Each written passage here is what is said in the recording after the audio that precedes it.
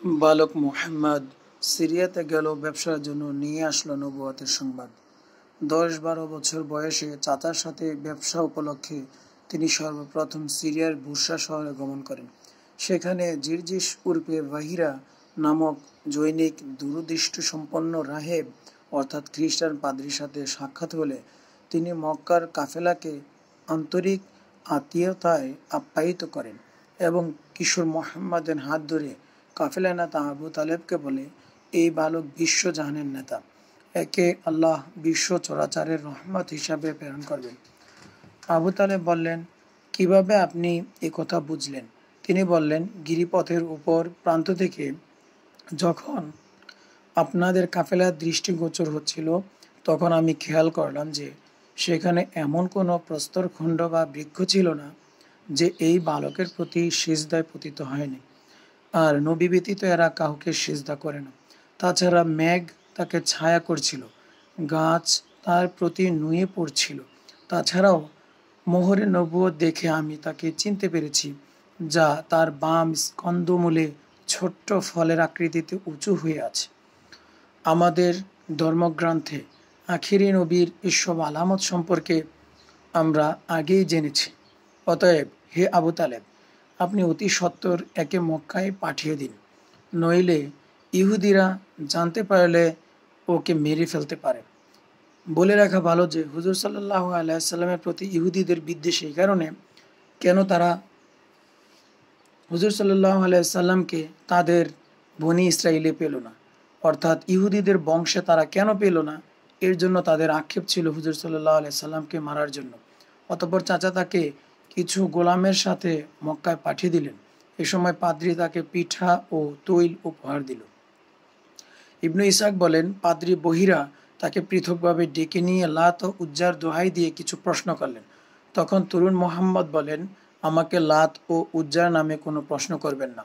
আল্লাহর কসম, আমি এ দুটির চাইতে কোনো কিছুর প্রতি অধিক বিদ্বেষ পোষণ করি না। অতঃপর তিনি তাকে তার নিদ্রা, আচরণ, প্রকৃতি ও অন্যান্য বিষয় সম্পর্কে জিজ্ঞাসা করেন। সেগুলিতে তিনি তাদের কিতাবে বর্ণিত গুণাবলীর সাথে মিল পান। অতঃপর তিনি আবু তালেবকে বলেন, ছেলেটি কে? আবু তালেব বললেন, এটি আমার বেটা। তিনি বললেন, না, এটি আপনার পুত্র নয়, এই ছেলের বাপ জীবিত থাকতে পারে না। তখন আবু তালেব বললেন, এটি আমার ভাতিজা।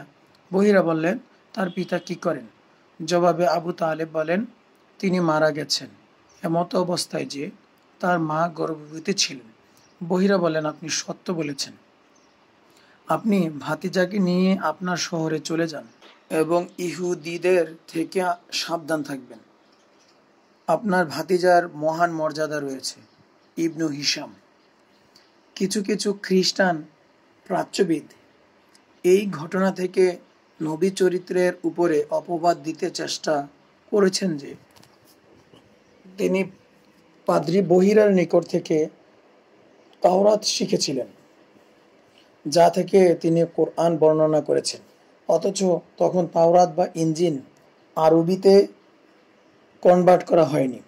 তাছাড়া মুহাম্মদ সাল্লাল্লাহু আলাইহি সাল্লাম তখন ছিলেন মাত্র 10-12 বছরের বালক। তিনি মাতৃভাষা আরবিতেই লেখাপড়া জানতেন না। সূরা আনকাবুত।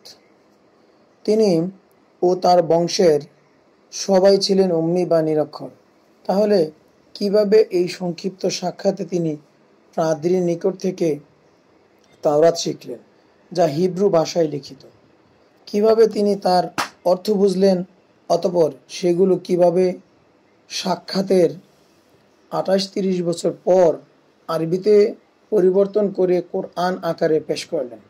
ইবনু হিশাম, তিরমিজি। অত্র হাদিসে বেলালের সাথে তাকে মক্কায় ফেরত পাঠানোর কথা এসেছে, যেটা মুনকার। এই অংশটুকু বাদে হাদিস সহি। আলবানী, মিশকাত রাজিন এর বর্ণনায় এসেছে যে আলী রাদিয়াল্লাহু তাআলা আনহু তার পিতা আবু তালেব সূত্রে বলেন যে আমি তাকে একদল লোক সহ মক্কায় ফেরত পাঠাই, যাদের মধ্যে বেলাল ছিল। মিরকাত।